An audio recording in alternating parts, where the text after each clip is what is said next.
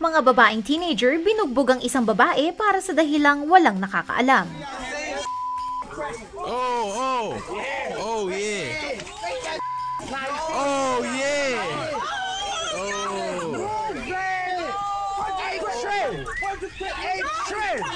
That's straight game of Dolzan.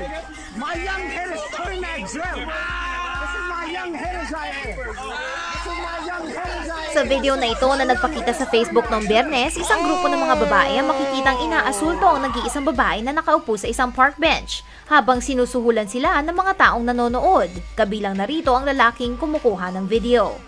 Sa loob lamang ng 30 segundo, ang biktima ay nasuntok at nasipa na sa mukha, nasabunutan at nakaladkad at brutal na binugbog at iniwang nakahiga sa sahig.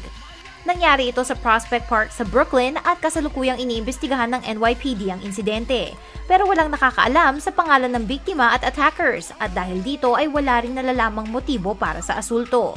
As usual, nagbuho sa mga racist comments mula sa mga YouTube commenters na hindi nakakatulong sa pagresolba sa ganitong klaseng random act of violence.